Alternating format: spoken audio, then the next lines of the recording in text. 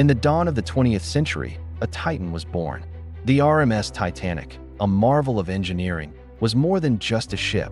It was a promise of a new era of luxury travel, a floating palace deemed unsinkable.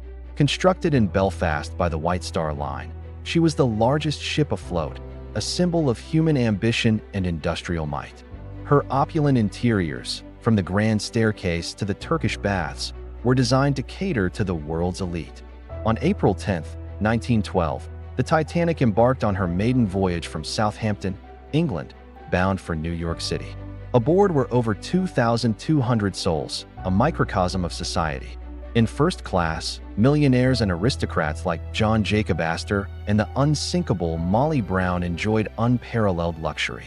In second class, professionals and middle-class families looked forward to a new life. And in third class, hundreds of immigrants from across Europe carried their hopes and dreams for a better future in America. Each passenger, each crew member, had a story, a life about to be irrevocably changed. Captain Edward Smith, a veteran with 40 years of experience, commanded the vessel on what was meant to be his final voyage before retirement. The journey began smoothly, the massive ship gliding through the calm Atlantic waters. Passengers marveled at her speed and stability. But as the Titanic steamed further west, a silent, deadly threat loomed ahead. Repeatedly, wireless operators on the Titanic received warnings of sea ice from other ships in the North Atlantic. These messages, however, did not all reach the bridge. The night of April 14th was eerily calm and moonless, the sea like polished glass. This lack of waves made spotting icebergs, which are normally detected by water breaking at their base, nearly impossible. Just before 11:40 p.m., lookout Frederick Fleet spotted a dark mass directly in the ship's path. He rang the warning bell 3 times and telephoned the bridge, shouting the fateful words, "Iceberg, right ahead." First Officer William Murdoch immediately ordered the ship hard a starboard, and the engines reversed, a desperate attempt to swerve around the obstacle. But it was too late. The colossal momentum of the Titanic made it impossible to turn in time. For about 10 seconds, the ship scraped along the submerged spur of the iceberg.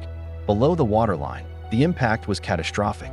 The iceberg buckled the ship's steel plates and popped rivets, opening a series of gashes along the starboard side. 5 of the ship's 16 watertight compartments were breached. The ship's designer, Thomas Andrews, who was on board, quickly assessed the damage. He informed Captain Smith that the Titanic was designed to stay afloat with 4 compartments flooded, but not 5. He calculated she had, at most, 2 hours before she would sink beneath the waves. The Unsinkable was doomed. The promise had been broken. As the reality of the situation dawned, a strange mix of chaos and order unfolded.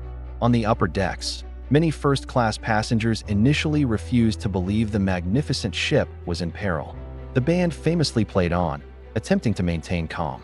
But below decks, as freezing seawater rushed into the lower levels, panic began to set in. The crew started preparing the lifeboats, but a fatal flaw in planning soon became evident. There were only enough lifeboats for about half the people on board.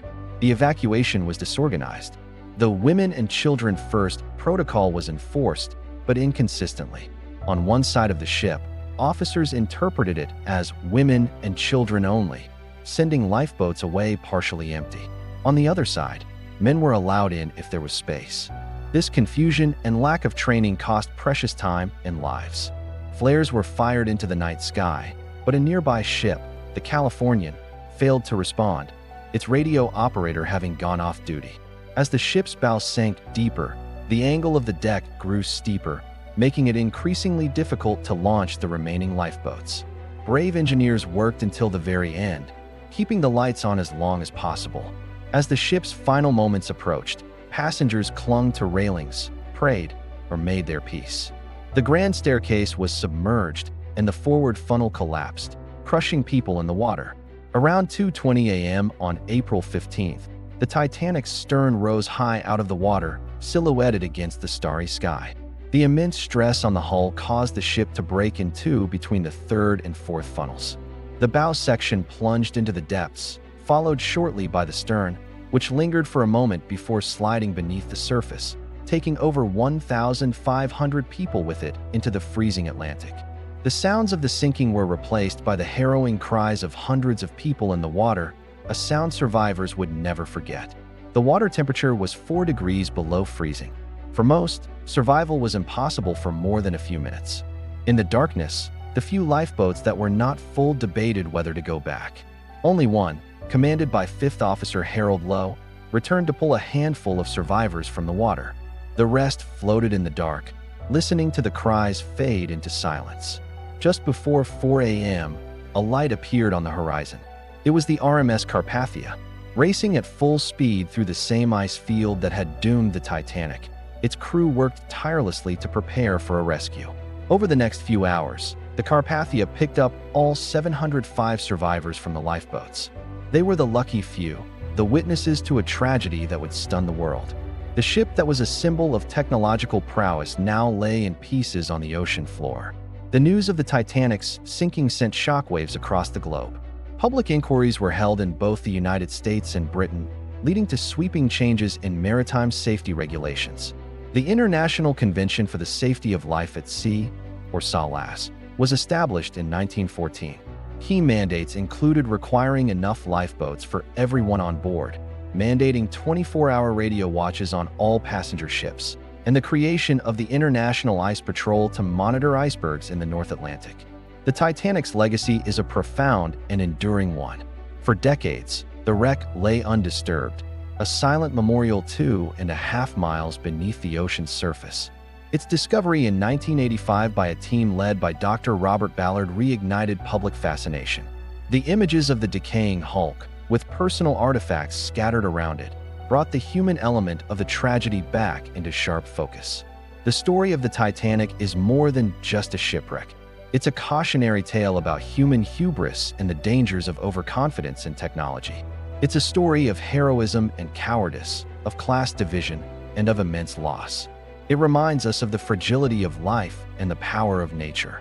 The lessons learned from that terrible night continue to shape maritime safety to this day, ensuring that the over 1,500 lives lost were not in vain.